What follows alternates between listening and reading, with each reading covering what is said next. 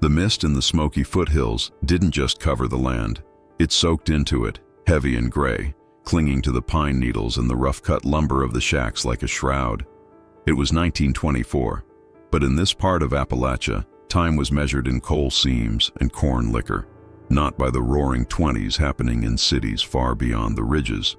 Here, in the shadow of the mountains, life was hard, and the folks who lived it were harder. My name is Thomas Vance, 17 years of age, and old enough to know that the world wasn't kind. It was a lesson you learned early when your pa coughed his lungs out from the black damp in the mines, leaving you the man of a house that was little more than splintered wood and tar paper. All I had left was my younger brother Samuel.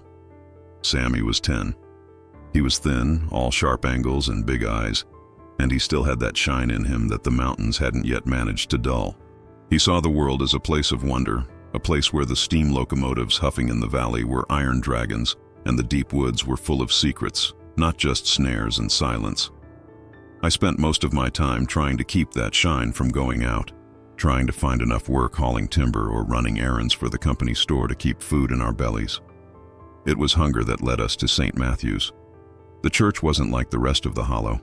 It was stone, dark and imposing, brought over piece by piece, the story went, by the original settlers generations ago.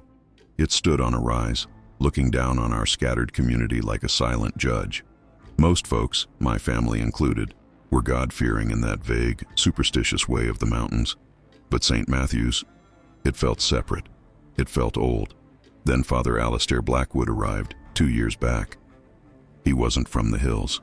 You could tell by the way he spoke, his words sharp and clean, not smoothed down by the local drawl. He was tall, with a face that looked carved from pale wood, and eyes so dark they seemed to drink the light. He'd come from Boston, or maybe even England, bearing crates of books and a strange, quiet intensity. He started the choir. This wasn't just Sunday singing. Blackwood wanted talent. He offered things the hollow couldn't refuse: shoes for the boys, a hot thick stew after every practice, a small stipend for their families paid in company script. He was looking for, in his words, the pure voice of the mountains. "Tommy, I'm fixin' to try," Sammy told me one evening, the air crisp with the smell of burning coal. He was clutching a handbill that Blackwood had posted at the general store. I spat, a habit I'd picked up from the older miners. "It's just singing, Sam. Don't mean nothing." "It means stew, Tommy," he whispered, and the practicality of it hit me harder than a fist. "And Mr. Henderson said the boys get new wool socks." Imagine that. Wool. I looked at his feet, wrapped in rags stuffed inside the cracked leather of Pa's cut-down boots. "All right," I said, my voice rougher than I intended. You go sing for the man, but you watch him, Sam. You hear me? Preachers is just men, and men ain't always right. He's a good man, Tommy. He talks about angels." "You just mind yourself," I muttered, turning back to the axe I was sharpening. "And you mind the woods walking back. Stay on the path. Don't you go listening to things that ain't there." That was the other thing about our hollow, the legend. Every place has its stories, its haints and its spirits. Ours had the hollow catcher.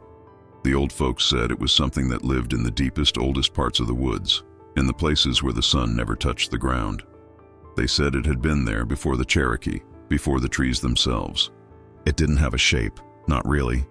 It was a voice, a whisper that sounded like your mam calling you home, or a melody so sweet it'd break your heart. It preyed on the lonely, the lost, and it loved children. It calls to 'em. Old man Silas, who ran the defunct livery, would say, spitting tobacco juice onto the dust. Calls 'em right off the path, and when it gets 'em, well, they ain't never found. Not hide nor hair. It just takes the sweetness from 'em. It was a story to keep kids from wandering, a folk tale, a superstition. I didn't believe in the hollow catcher. I believed in the cold, the hunger, and the back-breaking work of the mine. But as I watched Sammy trot down the path toward the stone church, his small form swallowed by the twilight mist, I felt a chill that had nothing to do with the coming night. I thought it was just fear of the priest. I was wrong. The truth, the thing we would uncover at St. Matthew's, was darker than any mountain legend.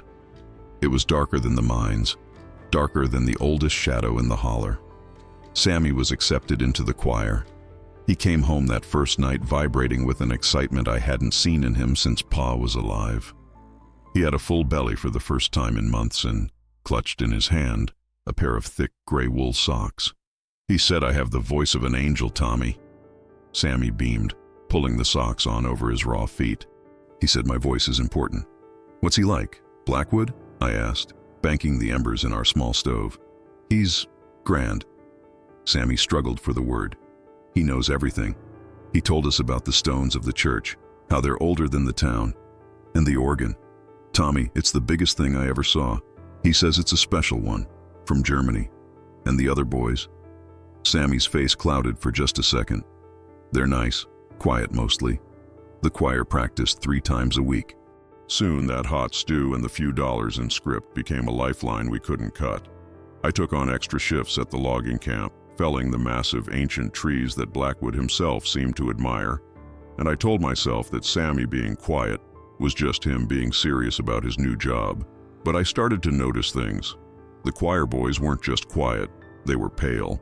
It was a strange, waxy pallor, like old parchment. There were about 8 of them, ranging in age from 8 to 13. I'd see them walking to the church, always as a group, never running or shouting like normal boys. They walked with their heads down, their steps measured. They looked clean. Blackwood insisted on it. But their eyes were distant, empty. One of them was Daniel Harmon. His ma, Sarah, did laundry for the company bosses. Daniel used to be the loudest kid in the hollow, always getting into scrapes, a real spitfire. Now he was the lead soprano. His voice was beautiful, folks said, high and clear as a mountain spring. But when I saw him at the general store, he just stared right through me. He didn't even blink when I said his name. He just stood there, holding a small tin of polish until his ma gently tugged his arm. "He's just tired, Tommy," Sarah Harmon told me, her own eyes frantic. "The father, he works them awful hard. Says their music is a prayer to heal the whole hollow." I started hearing the music myself. On my way back from the camp, my path took me past the rise of St. Matthew's. The sun would be bleeding out behind the peaks, staining the mist purple and orange, and that sound would pour out of the stained glass windows. It wasn't like any church music I'd ever heard. It wasn't Amazing Grace or the Old Rugged Cross. It was complex. It was beautiful, I suppose, but it had a chill in it. The melodies were strange, dissonant, full of soaring high notes that seemed to hang in the air and burrow into your skull.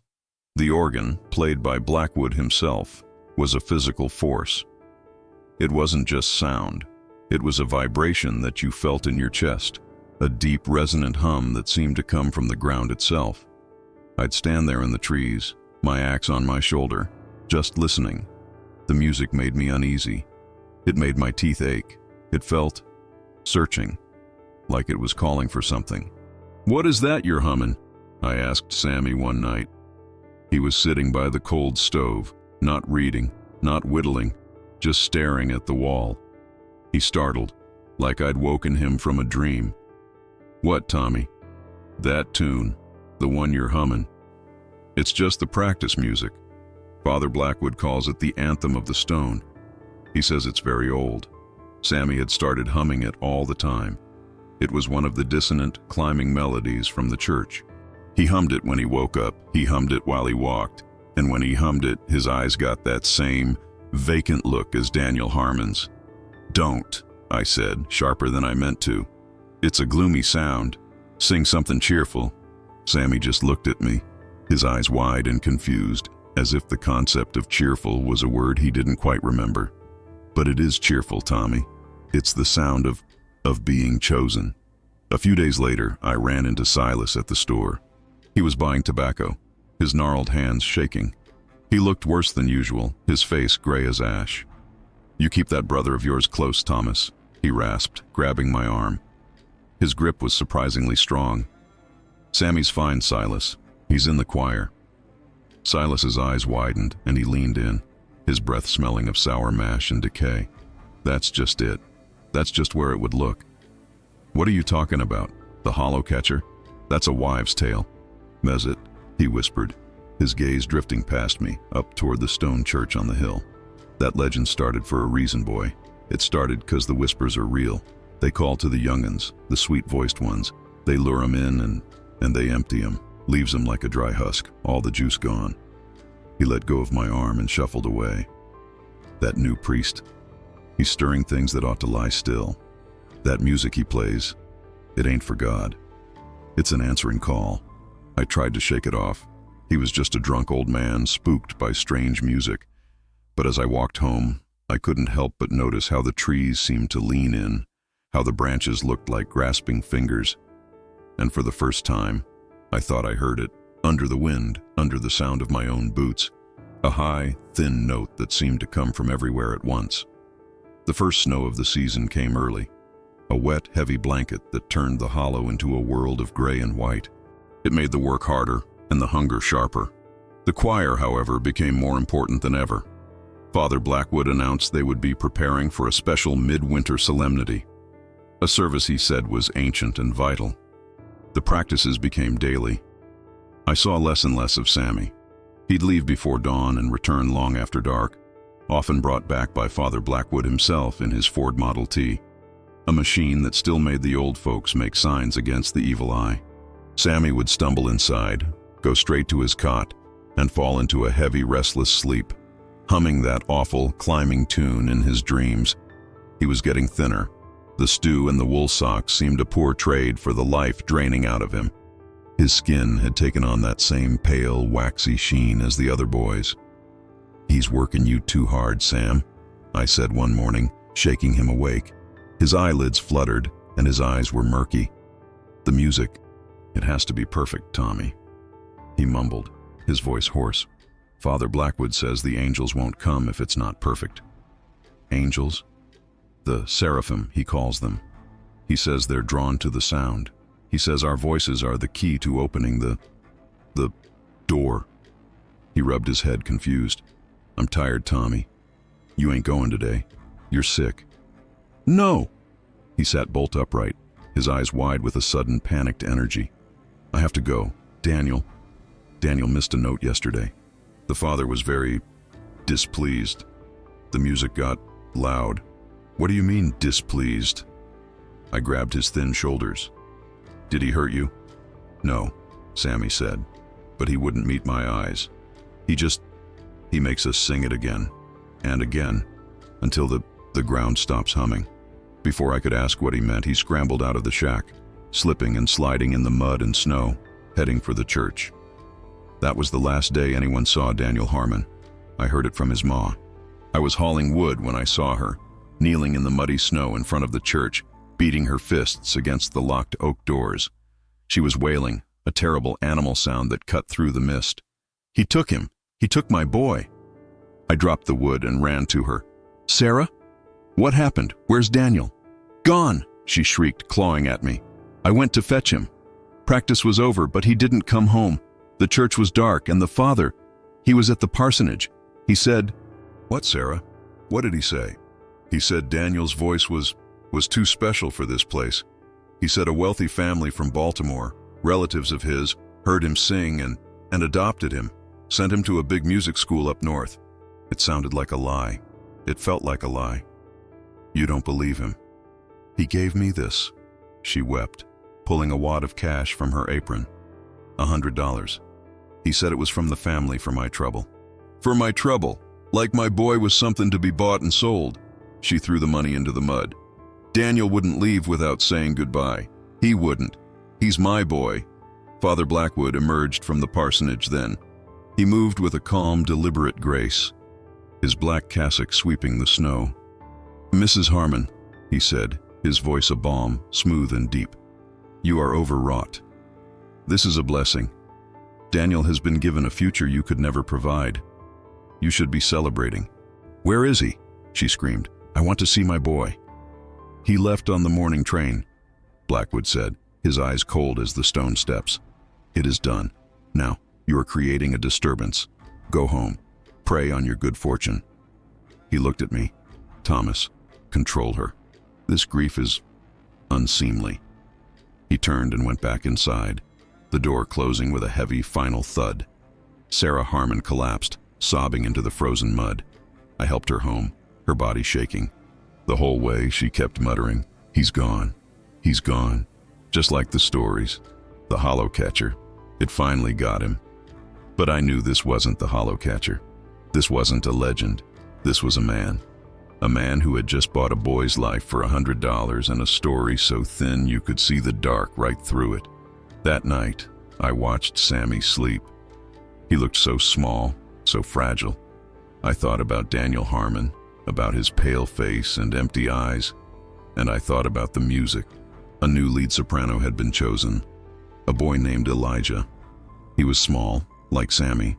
I looked at the $100 Sarah had thrown, which I had quietly retrieved from the mud. It was real. It was more money than I'd seen in my life. It was enough to get me and Sammy out of this hollow, far away from St. Matthew's. But when I tried to wake Sammy, to tell him we were leaving, he just thrashed and whimpered in his sleep, his lips forming the notes of that terrible, silent song. He was already in too deep. I couldn't run. I had to know what was happening inside that church. My first move was to find Mr. Jebediah. Jebediah was the church sexton, a title that really just meant he was the old man who swept the floors and rang the bell on Sunday. He was ancient, bent like a river willow, and he smelled of damp earth and pipe tobacco. He'd been the sexton since before the mine opened, back when St. Matthew's was just a chapel for a few dozen mountain families. He lived in a small stone shed behind the church, tending a graveyard that was choked with weeds. I found him splitting kindling, his movements slow and pained. "Mr. Jebediah," I said, keeping my voice low. He flinched, dropping the axe. "Thomas Vance, you oughtn't be here. Practice is private." "I ain't here for practice. I'm here about Daniel Harmon." The old man's face, already a roadmap of wrinkles, seemed to collapse in on itself. He picked up his axe and turned his back to me, splitting a log with a sudden, violent crack. "Boy's gone. Sent to a fine school. A blessin'." He was reciting the words like a prayer he'd been forced to memorize. "You don't believe that any more than his ma does," I said, stepping in front of him. "I want to know what happens in that church, old man." Jebediah stopped. He stared at the axe head, his knuckles white. "You don't. You really don't. You should take your little brother and you should run. You should run clean out of these mountains and never look back." "I can't. You saw Sammy. He's not right. None of them are. What is Blackwood doing to them?" The sexton looked around, his eyes darting to the stained glass windows of the church, as if they were watching us. "He's a man of God," he whispered, but it sounded like a curse. "Is he?" I pressed. "Or is he something else? Silas says the music he plays is a call-in song." "What's a call-in?" Jebediah threw the axe down. "Stories. Drunkard stories. You listen to me, boy. I'm telling you to leave it. There are things in the ground here." "The ground?" "This church," he said, his voice dropping to a ragged whisper. "It wasn't built here by accident. The men who put these stones down, they weren't the first. There was a circle of stones here before, older than the tribes. A place the natives wouldn't go. They called it the place where the earth listens." A cold dread, heavier than the snow, settled on me. "What does that mean?" "It means this ain't just a hill, it's a lid. And that priest, he's trying to pry it open." "How? With music?" "With purity." The old man was shaking. "The first priest, Father Gregory, he knew. He kept the music simple. He read the old books and he knew what to do. Keep the songs loud and simple, he'd say. Keep the hymns of the Lord in the air and it'll stay quiet." He was terrified of that organ. Said it was the wrong kind of sound for this place. "What happened to him?" "He died," Jebediah said flatly. "Heart attack, they said, right after that Blackwood fella showed up to assist him. Gregory was old, but he was strong as an ox. Next day he was dead and Blackwood was in charge." He grabbed my coat, his eyes wild with a fear that was decades old. "Blackwood found the other books. The ones Gregory kept locked away. Books about the first voice, about the hollow. He believes there's something sleeping down there, something that fed on sound, on the clear high notes. And he thinks if he feeds it enough, it'll grant him, I don't know, wisdom, power, something unholy. "The boys," I said, the pieces clicking together with a sickening sound. "Daniel. Their voices. He's using them, boy. He's not sending them away. He's feeding that thing. Their voices. Their shine. Everything that makes them. He's draining them dry, one by one, and calling it a gift to God. Daniel. I saw him the night he vanished." Jebediah choked, tears running into his white stubble. Blackwood was leading him to the crypt, under the altar.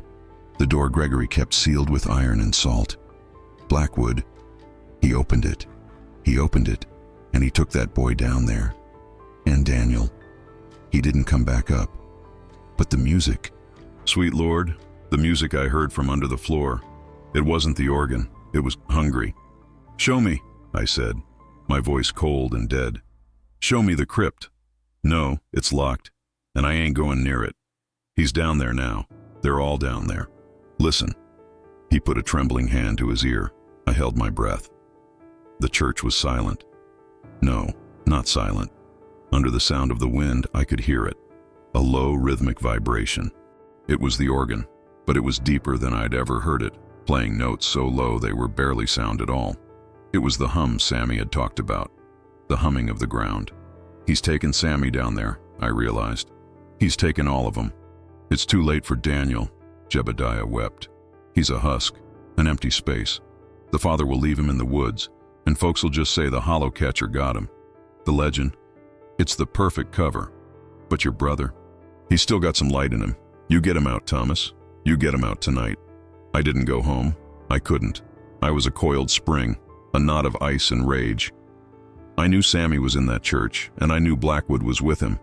I had to wait. I hid in the graveyard, crouching behind a tilting, moss-covered angel, the snow seeping through the knees of my thin trousers. The cold was a living thing, clawing at my skin, but the fear in my gut burned hotter. The sun died. The hollow was plunged into a profound, starless darkness, the mist turning the world into a space of shadows and muffled sounds. The only light came from the stained glass windows of St. Matthew's. They glowed with a sick, yellow lamplight. And the music.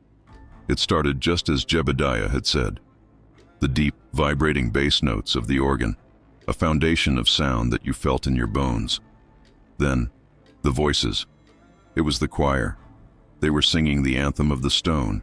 I crept closer, slipping from tombstone to tombstone, until I was pressed against the cold, damp wall of the church itself. The stone was vibrating. It was humming, just like Sammy said. I found a high, narrow window, the glass thick and warped. I scraped the grime and snow away and peered inside. The church was empty. The pews were rows of black shadows. The only light came from the altar, which was lit by dozens of tall, flickering candles. Father Blackwood was not at the organ. The music was playing, but no one was playing it. The keys were moving up and down on their own, pressed by unseen hands. The choir boys, Sammy among them, were standing in a line in front of the altar. They were dressed in white robes. Their heads were back, their mouths open, and they were singing with a fervor that was terrifying. Their eyes were closed, their faces pale and ecstatic, like sleepwalkers in the grip of a powerful dream. But the sound, it wasn't just their voices. As they sang the high, clear notes, I saw it. A faint, silvery blue light, like foxfire, was drifting from their open mouths. It wasn't their breath. It was too bright, too defined. It was thin threads of energy, pulling from them with every note. The threads drifted up, mingling, and then flowed down, toward a large iron grate set into the floor directly in front of the altar. The grate that Jebediah said led to the crypt. Father Blackwood stood beside them, his back to me. He wasn't singing. He was holding a large, ancient-looking book, bound in what looked like dark, peeling leather. He was chanting, his voice a low monotone that wove itself under the music. He was reading words that weren't Latin, that weren't English. They were guttural, full of clicks and long, hissing syllables. He was conducting. He was draining them. I watched, horrified, as Elijah, the new lead soprano, hit a particularly high, piercing note. The thread of light that came from him was thick and bright. He held the note, and the light streamed from him. And as it did, his body began to tremble. His face, which had been ecstatic, contorted in pain. He wavered, his knees buckling. "Hold the note, child." Blackwood's voice cut through the music, sharp as a razor. "The first voice must be fed. It is your honor." Elijah tried. He gasped, but the note broke.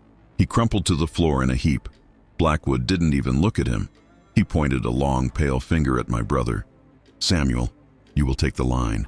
Now." Sammy stepped forward. His eyes were wide open, but they were milky, unseeing. He looked like a puppet. "Sing, child," Blackwood commanded. Sammy opened his mouth. He took a breath, and he began to sing the note that Elijah had failed to hold. The sound that came out of him was the purest, most beautiful, and most terrible thing I had ever heard. It was a note of perfect, crystalline clarity. And the light. The silver blue light gushed from him. It wasn't a thread, it was a river. I saw my brother's shoulders slump. I saw the color drain from his face, leaving it a ghastly, translucent white. I saw the very life, the shine I had sworn to protect, being pulled from him and drawn down into the darkness beneath the grate. "Yes," Blackwood hissed, his voice trembling with a terrifying passion. "Yes, that is the key. The hollow awakens." A sound came from beneath the floor. It was not the organ. It was a low, wet, slurping sound. It was the sound of something ancient and vast drinking, and with it came a feeling, a wave of abyssal cold and despair that washed over the church, so powerful it made me recoil from the window, gagging. It was a presence, a vast, patient, starving presence. Silas was wrong. Jebediah was wrong. The legend wasn't the full story. The hollow catcher didn't just take children. It was being fed them, by the priest. I had to get him out. I didn't have a plan. I didn't have a weapon. All I had was the sexton's axe, still lying by the wood pile. I grabbed it. The wood was smooth and cold in my numb hands. I ran to the front doors. They were locked, barred from the inside. I ran to the small side door, the one Jebediah used. It was old, wooden, and it rattled in its frame. I didn't hesitate. I swung the axe. The old wood of the sexton's door splintered easily. It wasn't meant to keep anyone out, just the snow.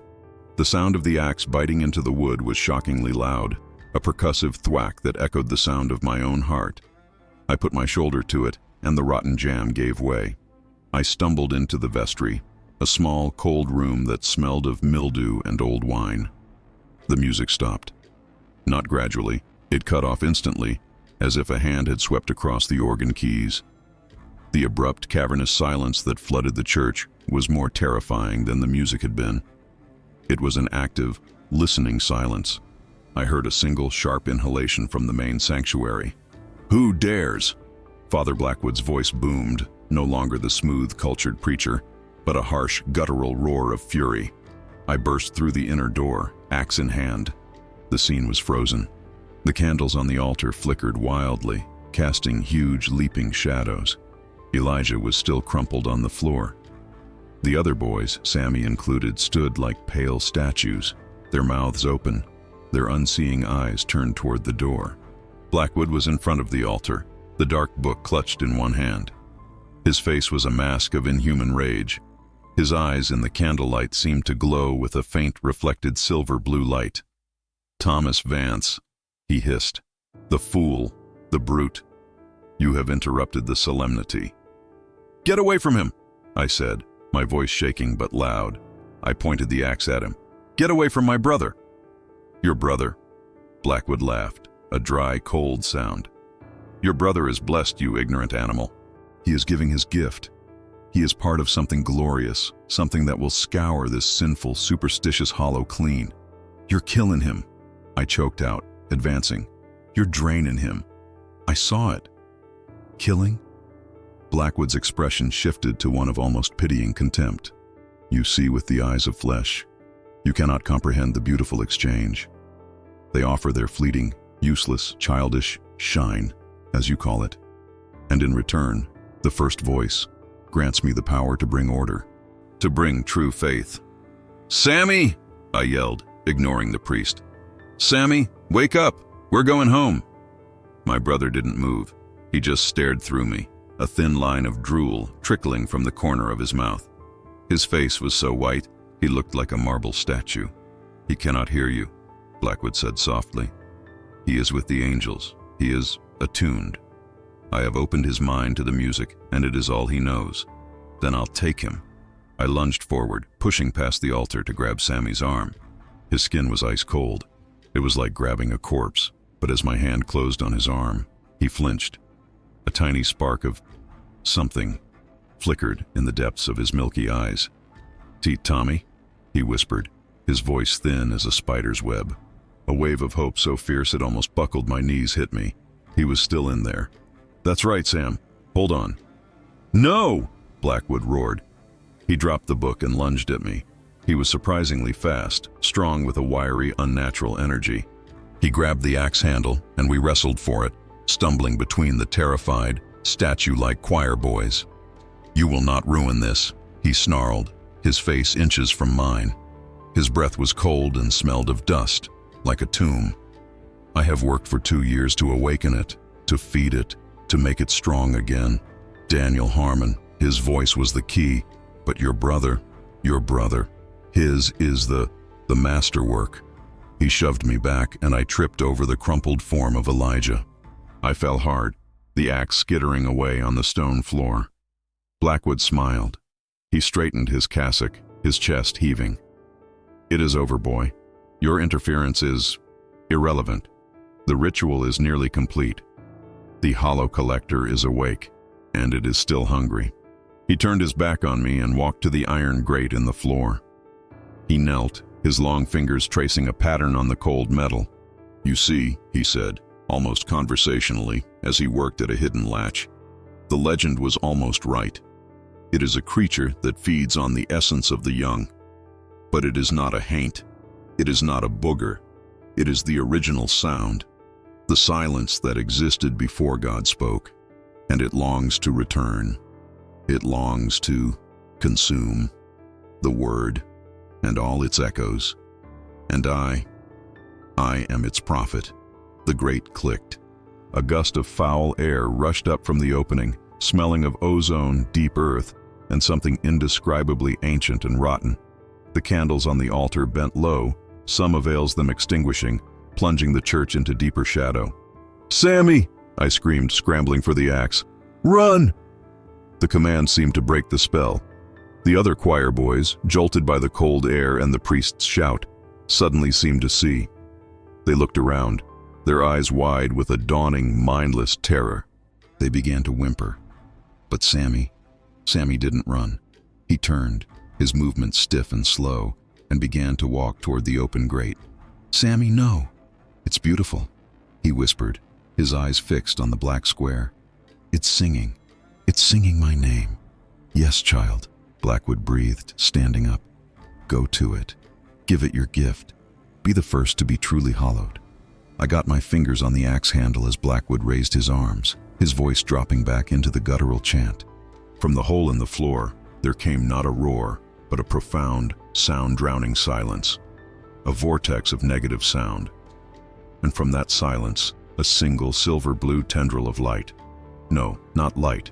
It was anti-light, a sliver of purest darkness, snaked up from the grate and wrapped around Sammy's ankle. The tendril was not physical. It was made of shadow and cold, but it held Sammy fast. He gasped, a high, thin sound, as if the air was being pulled from his lungs. "No!" I roared. I surged to my feet, axe in hand, and charged. I didn't aim for the priest. I aimed for the grate. I slammed the flat of the axe head onto the dark tendril. There was no impact. The axe passed right through it, but the sound was deafening. A mental shriek, a blast of pure dissonance that felt like needles in my brain. It threw me backward. The thing in the crypt. It felt the iron. It recoiled. The tendril snapped back, releasing Sammy, who collapsed to the floor, gasping. "You insect!" Blackwood bellowed, his face contorted. "You defile the sacrament!" He lunged for me, but the other boys, finally broken from their trance, were in a full-blown panic. They were screaming, crying, scattering like mice, running for the doors, falling over pews. The chaos was total. "Get out!" I screamed at them. "Run home! Don't stop!" Blackwood ignored them. His eyes were only for me. "You have harmed it. You have starved it. It will have its due." He grabbed a heavy brass candlestick from the altar and swung it at my head. I ducked, the candlestick whistling past my ear and smashing against a stone pillar. I swung the axe, keeping him back. "It's over, Blackwood. The town will hear. They'll know what you did." "They will know nothing," he snarled, fainting with the candlestick. "They will find a half-wit boy, raving about monsters and a church, cleansed. They will believe the legend. They will always believe the legend." It's so much more comforting than the truth. He was trying to drive me away from Sammy. I glanced at my brother. He was on his hands and knees, crawling slowly, weakly, toward me. He was still in there. "Sammy, crawl," I yelled. "Crawl to the door." I swung the axe again, this time at the priest's legs. He jumped back, and in that instant I turned and scooped Sammy up. He was light, frighteningly light, as if he were already half hollow. I threw him over my shoulder in a fireman's carry and bolted for the main doors, the ones the other boys had fled through. I didn't make it. A wave of pressure slammed the great oak doors shut with the force of a cannon shot. The bar fell back into place with a sickening thud. I stumbled, turning. Blackwood was standing by the open crypt, laughing. "Did you think it would let its meal escape? Did you think it was just some dumb beast? It is the hollow, it is the void, and it is awake." The church was growing darker. The remaining candles were sputtering as that foul, cold air poured from the crypt. The sound of the organ returned, that deep, bone-jarring hum, shaking the very stones. "It demands payment, Thomas Vance," Blackwood said, advancing on me again, the candlestick held like a club. "You have agitated it. It was content to drink, but now it wishes to eat." From the open grate, more tendrils rose. They were thicker now, black as pitch, writhing in the air like the arms of an unseen octopus. They weren't just shadows, they were voids, areas where the candlelight seemed to bend and die. "It wants the purest voice," Blackwood whispered, his eyes wide and ecstatic. "It wants your brother. Give him to me, and I will let you walk out of here. You can go back to your hovel and your pointless, grubbing life." "Go to hell," I spat, setting Sammy down behind me and raising the axe. "I am already there," he said, "and I am its master." He attacked. We fought, him with the brass candlestick, me with the sexton's axe. It was a clumsy, desperate brawl in the flickering, dying light. He was strong, but I was fueled by a terror so profound it had become rage.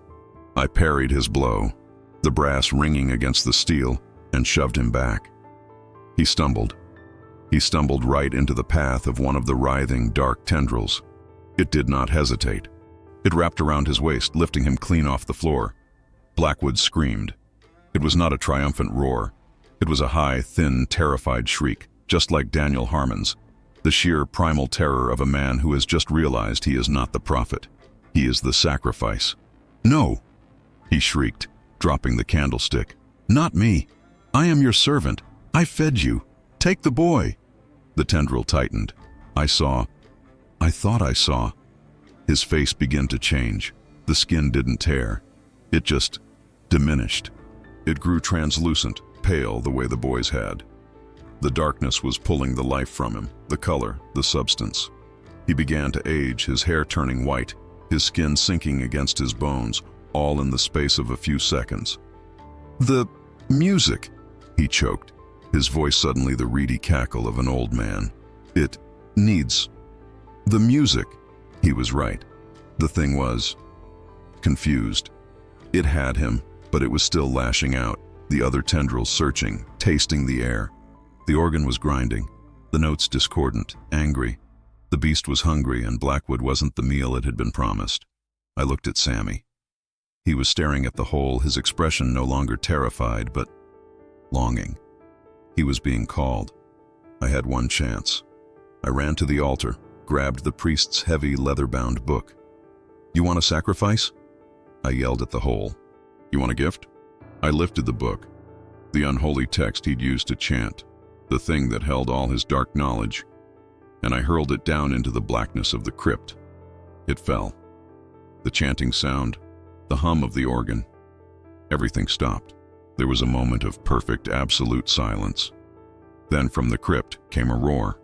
It was not a sound. It was an explosion of pure despair, a wave of cold and rage that hit me like a physical blow. The thing was furious. It had been fed the wrong thing. It had been given the words but not the voices. The tendril holding Blackwood constricted. The priest gave one last rattling gasp, and then he just imploded. He collapsed into his own clothes, a pile of dust and dry, ancient bones in a black cassock, which fell in a heap to the floor. The other tendrils whipped through the air, smashing pews, shattering the stained glass windows. The church was coming down around us. The cold was unbearable. "Tommy!" Sammy screamed. It was his real voice. The shock of it, the roar, the cold, it had snapped him out of it. The main doors were sealed. The side door I'd broken.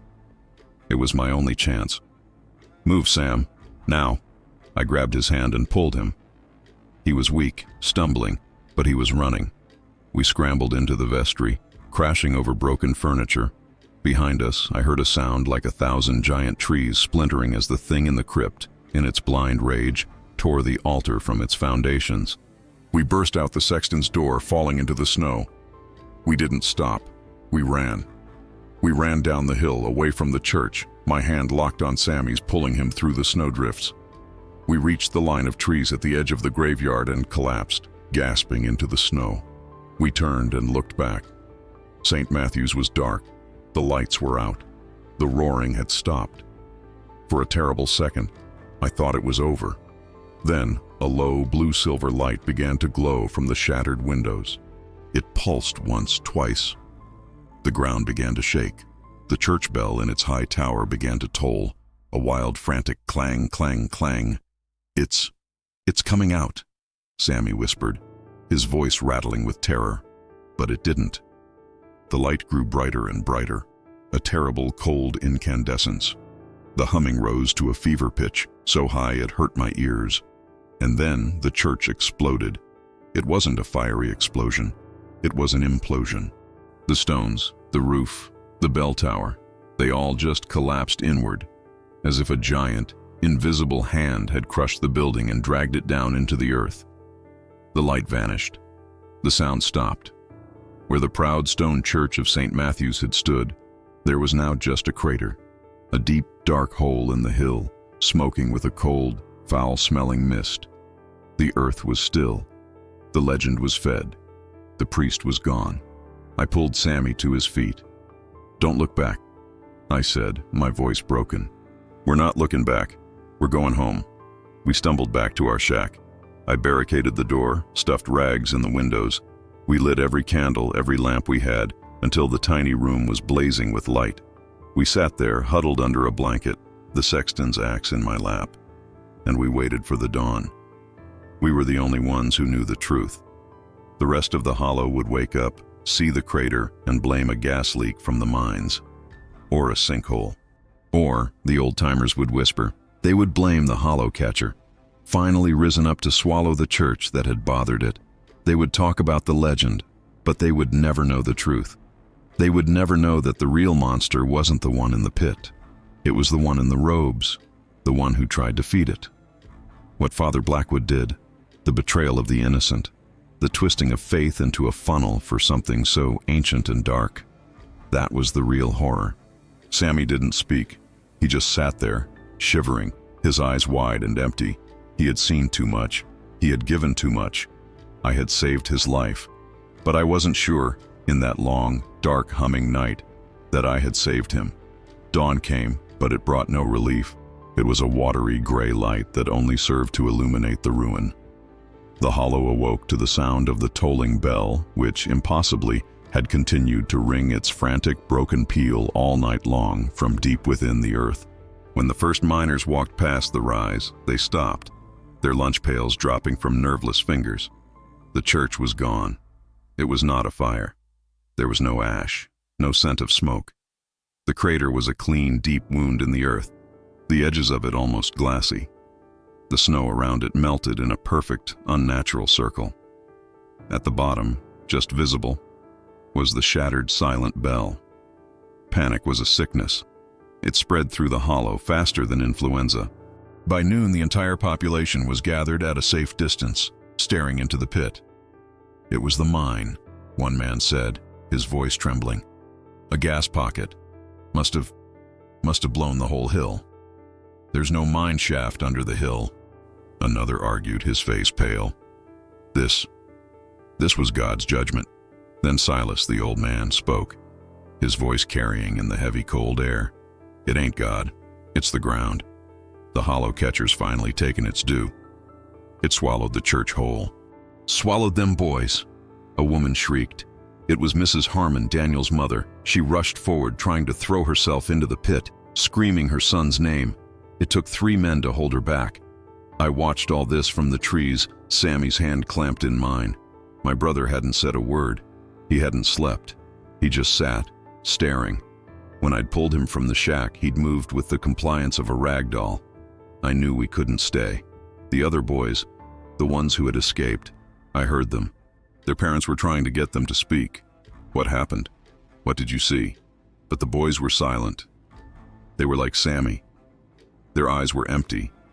They just hummed. They all hummed the same terrible, dissonant tune. The anthem of the stone. Their families would say they were touched, that the shock had stolen their wits. They would be the hollow's new ghosts, the living reminders of the night the church was eaten.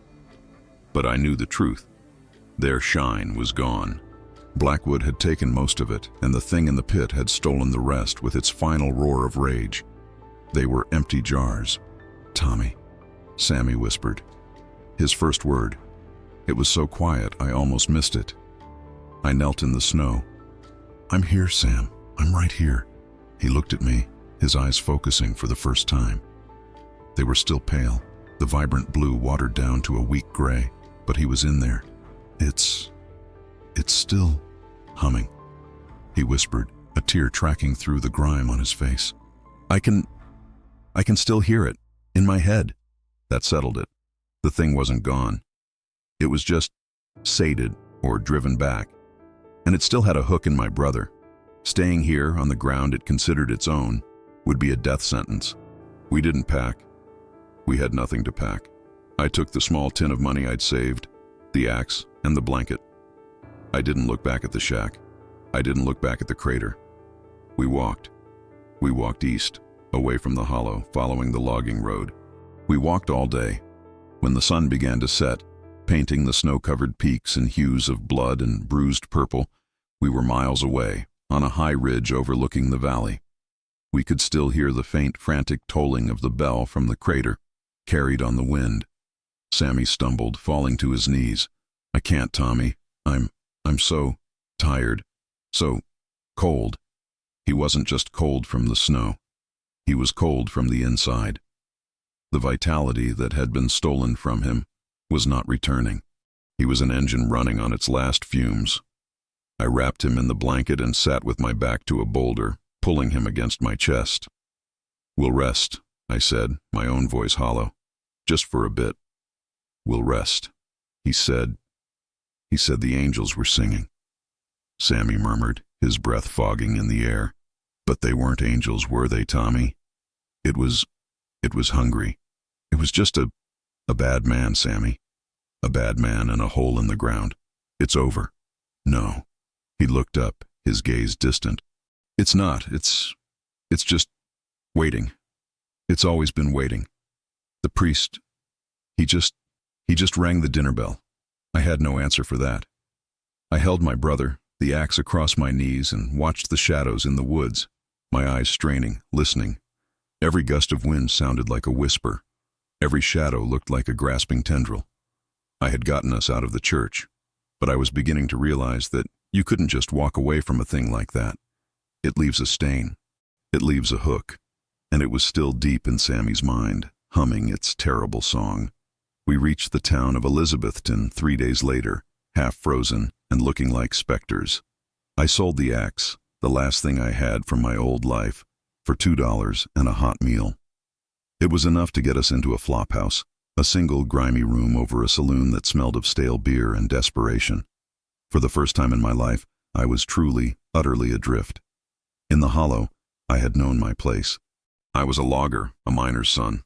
I had a purpose: protect Sammy. Now I had no home, no job, and the brother I had protected was a stranger. Sammy didn't get better. He was quiet, compliant. He ate what I put in front of him. He slept when I told him to. But he did it all with a profound, terrifying emptiness. The shine was gone. He never laughed. He never asked questions. The only time he showed any animation at all was when he was near music. A man in the saloon below played the piano, sad, tinny ragtime tunes. The first time Sammy heard it, he froze, his head cocking to the side. He walked to the door of our room and just stood there, listening. "Sam," I said. He began to hum. It was the anthem, the discordant melody that Blackwood had used to drain him. His eyes went milky. I grabbed him, shaking him hard. "Stop it. Don't you ever sing that. Don't you even think it." The terror in my voice seemed to reach him. He blinked, the milkiness receding, and looked at me, his face crumpled in confusion. It comes. When the music plays, it calls it. You have to fight it, Sam. It's a sickness. You have to push it out." "How?" he whispered, and the hopelessness in that one word was sharper than any axe. It's part of the song now. I think I am part of its song. I got a job washing dishes at the saloon. It was grueling, scalding work, but it kept the room. I made Sammy stay in the room, terrified of what he might do, or what might be drawn to him. One night, I came back up, my hands raw and red from the lye soap, and he was standing in front of the room's only mirror, a warped, cracked piece of glass that made everything look distorted. He was staring at his own reflection. But he wasn't alone. I saw it, just for a second, standing behind him in the glass. It was a shape, a tall, thin silhouette of a man in a black coat, a man with a pale wooden face and eyes that drank the light. "Father Blackwood," I yelled, spinning around. The room was empty, just me and Sammy. "Who are you talking to?" I demanded, my heart hammering. Sammy didn't turn. He just pointed a trembling finger at the mirror. He says I didn't finish the song.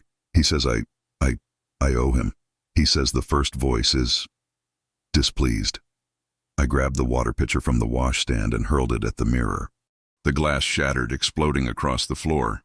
Sammy screamed, cowering, holding his head. "You made him mad! You made him mad!" "He ain't real, Sam," I shouted, grabbing him. "He's dead! I saw him die! It's a haint! It's just a bad memory!" "He's not dead," Sammy wept, digging his fingers into my arms. He's in the music. He's in me. He's in the part of me that the thing touched." I held him as he shook, and I looked at the glittering shards of glass on the floor. Blackwood was gone, his body turned to dust and bone in a lightless pit. But his evil, his intent, it had been so strong, it had burned itself into the world. It had stained my brother, stained his very essence. The thing in the crypt had taken the priest's body, but the priest's will had latched on to the one soul he had almost, but not quite, consumed. We had not escaped. We had just carried the monster with us. We had to keep moving. The ghost in the mirror, the humming, it was clear that this sickness, as I called it, was not going to fade on its own. It was a spiritual wound, and it was festering. I needed help, not from a doctor, but from someone who understood the things Jebediah and Silas had whispered about, the things that lived in the dark spaces of the world. We drifted. I took odd jobs, hopping freight trains, working in rail yards, always moving west, putting as much land as possible between us and the smoky foothills. I was looking for something, though I didn't know what. A healer, a preacher who knew more than hymns, a cunning man, or a power doctor, like the ones the old folks in the hollow had sometimes mentioned. Sammy grew weaker. The humming was more frequent. He'd have episodes. He'd freeze, his eyes would roll back, and he'd begin to sing. Not the anthem anymore, but a low, guttural chanting. It was the language Blackwood had used, the language of the thing in the pit. When he did this, animals would shy away. Dogs would whine and tuck their tails. Milk would sour. It was a small, localized blight. We were in St. Louis, working at a meatpacking plant when I found the book. It was in a dusty, forgotten pawn shop in a bin of moldering paperbacks. It was a small, leather-bound volume, just like the one Blackwood had carried. Not the same book, but related. It had no title, just a strange, seven-pointed star embossed on the cover. I opened it. The pages were brittle, the text a mix of handwritten Latin, Greek, and the same spidery, unknown script I'd seen Blackwood read. It was full of diagrams of musical scales, but they were wrong. They had too many notes, too many discordant intervals, and it was full of warnings. Warnings about the hollow, the first voice, the unsounded note. It called it a negative resonance, a sentient silence, trapped in the earth's crust, an entity that feeds on the harmonic purity of the soul. It was Blackwood's playbook. My hands were shaking. I bought it for a dime. That night, in our rented room, I read it. I read about the conductors, men and women throughout history who had found these nodes where the creature was close to the surface. I read about the anthems used to attune the vessels. The boys. They were vessels. And I read about what happens when a vessel is interrupted. The book said that when a soul is opened to the hollow but not fully consumed, it creates a breach. The vessel's soul becomes a beacon, a gateway, through which the conductor's will can still act. The ghost I saw in the mirror, it wasn't a memory. It was Blackwood, or the echo of him, using Sammy's soul as a window. The book described a ritual, a severance. It was meant to close the breach. It was dangerous. It involved iron, salt, and a counter-resonance, a sound so pure, so opposite to the hollow's frequency that it would shatter the connection. But the ritual had a terrible cost. It required a sacrifice, not of life, but of memory. To sever the link, the vessel would lose everything, not just their memory of the horror, but all of it. Their childhood, their family, their own name. They would be an empty, hollow-eyed boy, just as the other choir members were. But they would be free. I looked at Sammy, sleeping his restless, humming sleep. He was a prisoner in his own body, haunted by a dead man and a living monster. I had a choice. I could let him waste away, a puppet for a dead priest, until the hollow found a way to reclaim him. Or I could save his soul, at the cost of his self. It was no choice at all. I couldn't do it in the city. The ritual, according to the book, required a place of natural silence, a place untouched by the works of man. It also required a specific tool, a tuning fork of pure iron, struck against stone born of fire. I stole the iron from a smithy. I took Sammy and we hopped a freight train heading west into the great empty plains. We got off in the middle of nowhere, Kansas, a land so flat and vast it felt like an ocean of grass. We walked for a day, until the railroad was just a memory, until the only sound was the wind. We found what I was looking for, a small outcrop of dark, volcanic-looking rock in the middle of the prairie. A stone born of fire. Sammy was listless, barely aware. The journey had drained him. The breach in him was widening. He was humming constantly now, his eyes vacant. "I have to do this, Sam," I told him, my voice breaking. I have to send him away. You might not know me. After." He just looked at me, a flicker of his old self in his eyes. "Make it quiet, Tommy," he whispered. "I'm so tired of the singing." My heart broke. "I will, Sam. I promise. I'll make it quiet." I followed the instructions. I drew a circle in the dust around him using the bag of salt I'd bought. I placed the iron tuning fork in his hand. "When I tell you," I instructed him, forcing him to focus, "I need you to strike this fork on that rock, as hard as you can. Can you do that, Sammy? As hard as you can?" He nodded weakly. I sat opposite him, outside the salt circle. I opened the dark book to the rite of severance. The words were in that strange, guttural language, the language of Blackwood, the language of the hollow. To fight the monster, I had to speak its name. I'm scared, Tommy," Sammy whimpered as the sun began to set, turning the grass to blood. "Me too," I whispered. "But we finish this. Together. I took a deep breath, and I began to read. The air grew cold. The wind stopped. A profound, unnatural silence fell over the prairie. As I spoke the words, I felt them pulling at me. I felt the familiar cold presence of the hollow, even here, hundreds of miles away.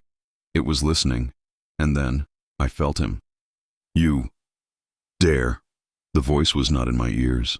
It was inside my head. It was Blackwood. He was rising from the breach in Sammy, drawn by the ritual. Sammy began to tremble violently.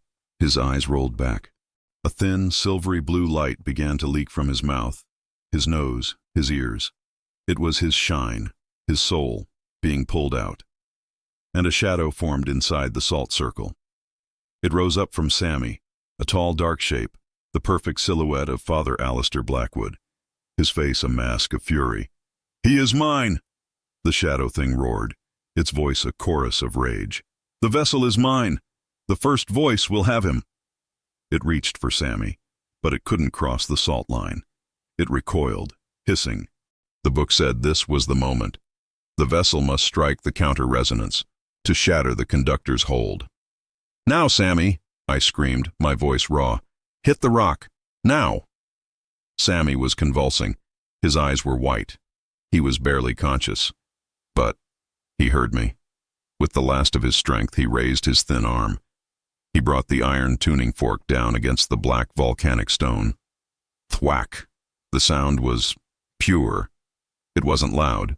It was a single, high, clear note. A perfect, clean vibration. It was the sound of a mountain spring, of a clear sky, of life. It was the perfect opposite of the hollow's dissonant, hungry hum. The shadow of Blackwood shrieked. It was a sound of unmaking. The pure note hit it like a physical blow. The shadow flickered, distorted, stretching like taffy. "No!" it wailed. "The music is wrong!" The pure, iron-born note vibrated out, hitting Sammy. The silver-blue light streaming from him snapped. It recoiled back into his body, as if sucked in by a sudden vacuum. The shadow of Blackwood dissolved. It simply came apart, like smoke in a gale. The cold, evil presence vanished. The wind returned. The crickets started to chirp. The ritual was over. Sammy was slumped over, unconscious. The iron tuning fork was still clutched in his hand. I rushed to him, crossing the salt line. "Sammy? Sam?" I shook him. He groaned, his eyelids fluttering. He looked up at me. His eyes, they were clear. The milkiness was gone. The pale gray had receded, and the faint, familiar blue was returning. He was clean. "Sammy, you did it," I cried, pulling him into a hug. He was limp in my arms. He looked at me. He looked at the sky. He looked at his own hands. His face was a perfect, smooth, blank slate. "Who?" he whispered, his voice a dry rasp. "Who are you?" I let him go. The joy drained out of me, replaced by a cold, hollow ache that was, perhaps, its own kind of crypt. The book hadn't lied. The cost was paid. "My name is Thomas," I said, my voice thick. I'm your brother." He just stared at me, with the polite, empty curiosity of a stranger. I don't remember." "I know," I said. I stood up, pulling him to his feet. "It's all right, Sam. You don't have to." I had saved him, but I had lost him. We built a new life. Or rather, I built one, and he existed within it. I told him his name was Samuel. I told him we were from Missouri, that our parents had passed from the flu, and that he'd had a high fever, that the fever had scrambled his memories. It was a thin, weak story, but it was kinder than the truth. We moved on, all the way to California, the land of sunshine and oranges, as far from the cold, misty hollows as a man could get. I found work as a day laborer, picking fruit, then on a construction crew in the growing sprawl of Los Angeles. Sammy, he was quiet. He wasn't the vacant humming husk he'd been. He was present. He could learn. I taught him to read again. He learned to do simple tasks. He was polite, gentle, and profoundly, deeply sad. He was a hollow man, not in the way the thing had wanted, but in a human way. He had no past. He had no foundation. He was a house built without a frame. He was terrified of the dark. He was terrified of music. Any melody, a radio, a whistling postman, would make him anxious, and he'd cover his ears. He never hummed. He never sang. The music part of him was gone, severed, burned away by the ritual. He was, in every way, quiet. I had saved his soul, but I lived in constant guilt for the theft of his life. I would watch him sitting on the steps of our small bungalow, watching the cars go by with no trace of interest, and I would wonder if I had done the right thing. "What was I like, Thomas?" he asked me one evening. We were older. It was 1929. I was 22. He was 15. He was tall, but still painfully thin. "You were loud," I said, a small, sad smile touching my lips. "You were full of, you were full of spitfire. You loved to run. You saw dragons in steam engines." He tried to smile, but it was a poor imitation. I can't imagine that." "It's in there, Sam. It's just sleeping." "No," he said, his voice flat. "It's not. I'm empty, Thomas. I know you. You try. But there's a hole in me. I can feel it. It's cold." He did remember. Not the events, but the feeling. The hollow catcher had been exorcised, but it had left its mark, a scar on his soul. I had no words to comfort him. I just sat beside him, and we watched the sun set over a city that was 1,000,000 miles from the shadows of St. Matthew's. I still had the book, the dark, leather-bound volume. I kept it locked in a small iron box. I should have burned it, but it was the only proof I had that I wasn't insane, that the things I had seen were real. Sometimes late at night I would take it out. I'd trace the 7-pointed star. I'd think about that hole in the ground. I'd wonder if it was still there. I'd wonder what had happened to the other boys, the ones I'd left behind. Were they still humming? Were they still empty? I had run from the legend, but the legend was inside my house. It was sitting across the table from me, wearing my brother's face. News from the hollow was non-existent. It was a place cut off from the world. In the years that passed, the crash of 29, the descent into the Dust Bowl, and the Great Depression, our old life felt like a different eon, a dark fairy tale. I worked. I provided. Sammy existed. He got a job, a simple one, sweeping floors at a grocery. He was reliable. He was punctual. He was a ghost. Then, in 1933, a letter found me. How, I will never know. It was addressed to Thomas Vance, formerly of Smoky Foothills, and had been forwarded a dozen times, a grimy, battered envelope that had somehow crossed the country on a quest. It was from Sarah Harmon, Daniel's mother. I opened it with trembling hands. The handwriting was a barely literate scrawl. "Mr. Vance, I write this from the new camp. The hollow is gone. The company shut it all down. They said the ground was unstable. After the church fell in, the ground. It kept sinking. The whole hill is a pit now. They moved us all. But I had to write. It is the boys. The quiet ones. The ones who got out. They are gone. All of them. Not dead. Not at first. They just walked away, one by one. Over the years. Elijah, young Peter, all of them.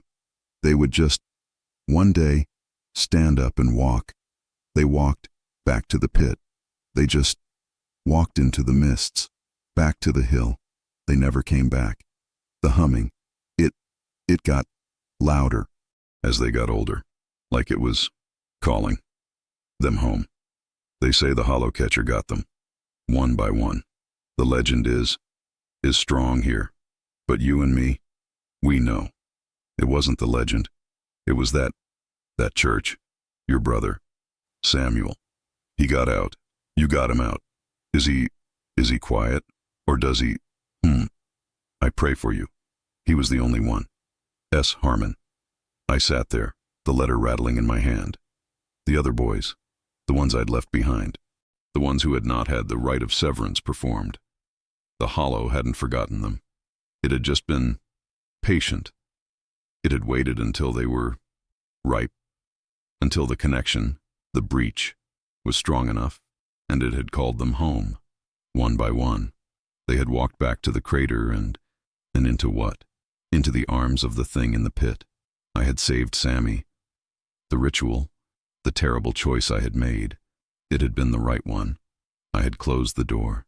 I had shattered the breach. I looked at Sammy, who was reading a newspaper, his face calm and blank. He was hollow, yes, but he was safe. He was mine. That night, I took the iron box with the dark book. I went to the rail yard, to the great roaring furnace of a locomotive. I opened the book one last time. I looked at the dark, spidery script, the dissonant scales, the warnings about the sentient silence. "It's over," I whispered. I threw the book into the flames. I watched the pages curl, the dark leather twist and burn. I watched the anthems and the rites turn to white ash and gray smoke. When it was done, I felt lighter, but as I walked home, a cold wind blew, and I thought I heard it, just for a second. Under the sound of the city, under the rumble of the trains, a high, thin, dissonant note. And I realized, with a cold, sinking dread, that you can't burn a sound. You can't kill a silence. You can only move and pray it doesn't find you. Life went on. The 1930s were hard, but we were harder. We survived. Sammy and I, we became a team. He was my shadow. I was his anchor. The memoryless boy became a man. He was quiet, gentle, and kind. He never married. He never had a friend besides me. He was fragile, but he was alive. I married a good woman named Maria. I told her my brother was slow, that he'd had a fever. She was kind to him. We had a daughter. We built a life that was as normal as I could make it. I grew old. The war came and went. Sammy was 4F, mentally unfit. I worked in the shipyards. We moved into the 1950s. We had a television. We had a car. The world was loud and fast and new. The Smoky Foothills were a dream, a dark, cold, terrifying dream that I hadn't had in decades. I was Thomas Vance, a California family man, not the terrified boy with the axe. It was 1954. I was 47 years old. Sammy was 40. I came home from the factory one evening. Maria was at the store. I saw a man sitting on my porch steps. He was old, unbelievably old. He was wearing a simple, clean but threadbare suit. He was thin as a rail, his skin like tissue paper, his eyes hidden behind thick, dark glasses. "Can I help you?" I asked, my hand on the gate. The man stood up. He was tall, and he was holding a cane, a simple wooden cane. He tapped it on the concrete. Thump, thump, thump. "Thomas Vance," he said. His voice, it wasn't a voice. It was a hum, a low, dissonant chord, given the shape of words. "You have been found." I stopped. My blood turned to ice. It couldn't be. "I don't know you," I said, my voice tight. "You do," the man hummed. He smiled. His teeth were wrong. They were small and sharp. "You broke the song. You stole the vessel." "Sammy," I whispered. "The hollow is patient," the man hummed. He took a step toward me. "It waits. It learns. It does not like to be starved." What are you?" He tilted his head. "I am Elijah, the one who replaced Daniel." Elijah, the boy who had crumpled to the floor, the one who had walked into the pit. "You're dead," I said. "No," he hummed, the sound vibrating in my chest. "Not dead. We are hollowed. We are one. We are the choir of the first voice." He was empty. His eyes, behind the glasses. I could see it.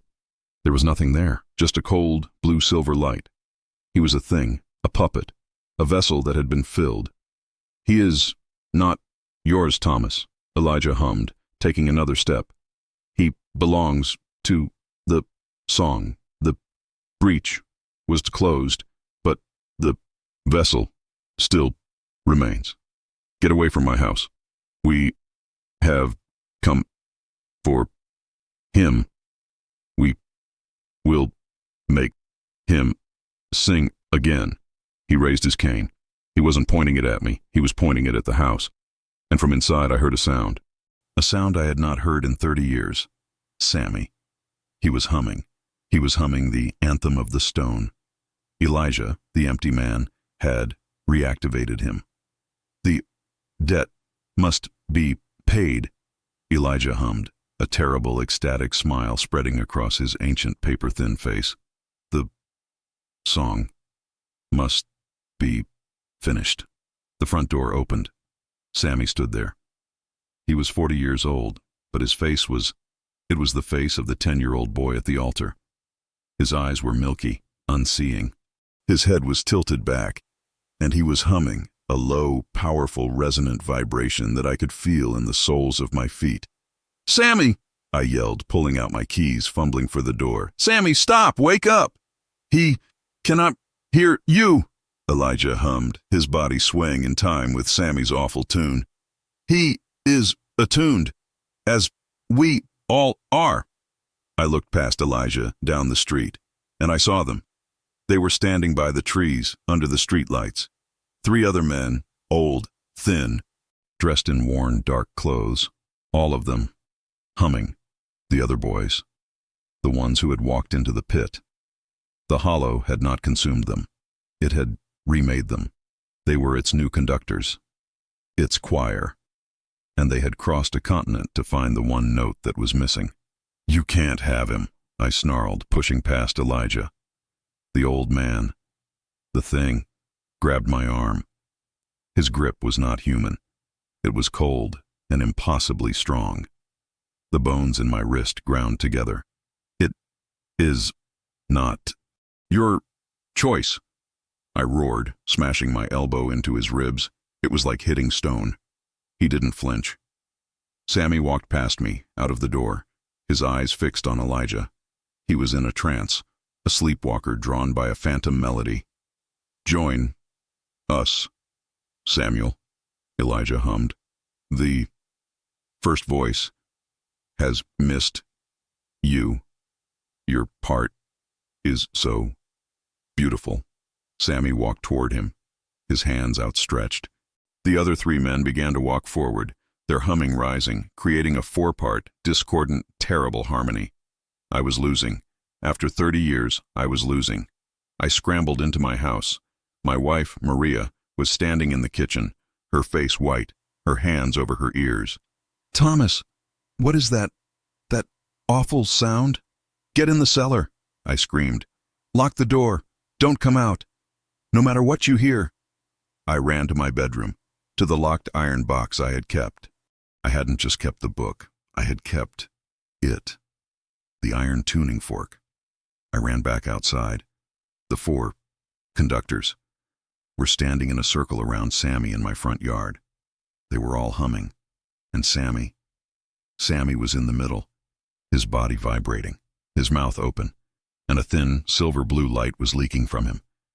They were draining him. After 30 years, they were finishing the ritual. "Leave him alone!" I roared. I ran at them.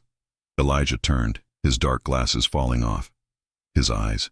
He had no eyes, just empty hollow sockets filled with that swirling, cold, blue-silver light, the hollow itself looking at me.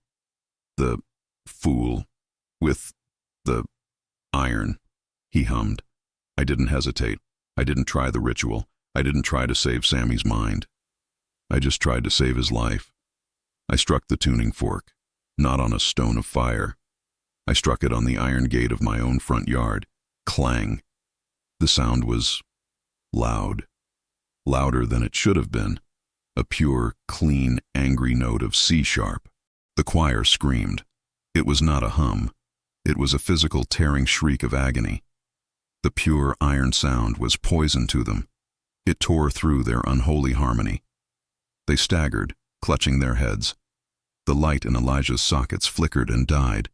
"The sound is wrong," he shrieked, his voice no longer a hum but a dry, rattling cackle. I struck the fork again and again, clang, clang, clang, ringing it like a bell. The four men crumpled. They fell to their knees. The thing that was animating them, it was retreating. It was being driven back by the pure iron sound. They began to age, just as Blackwood had. The power that had sustained them, that had kept them walking, that had preserved them, it vanished. In the space of 30 seconds, the four men withered. Their skin dried, cracked, turned to dust. Their suits, their bodies, just collapsed. On my lawn, there were 4 piles of dust, bones, and old, worn-out clothes. I stood there, panting, the tuning fork vibrating in my hand. It was over. It was finally over. I turned to Sammy. He was standing there, his mouth open, his eyes wide. The silver-blue light was gone. He looked at me. He looked at the piles of dust. "Tommy?" he said. I froze. He hadn't called me Tommy since the hollow. "Sammy?" He looked at his hands, his 40-year-old hands. "Tommy, I remember." The counter-resonance. The second time, it hadn't. It hadn't closed the breach. It had shattered it. The pure iron sound. It had not only banished the choir, it had broken the severance. The walls I had built in his mind, the ones that had cost him his memory, they were gone. He looked at me, and his eyes, for the first time in 30 years, his eyes were full. He wasn't just clean. He was whole. "I remember," he whispered, tears streaming down his face. The church. The singing. The cold. Oh God, Tommy.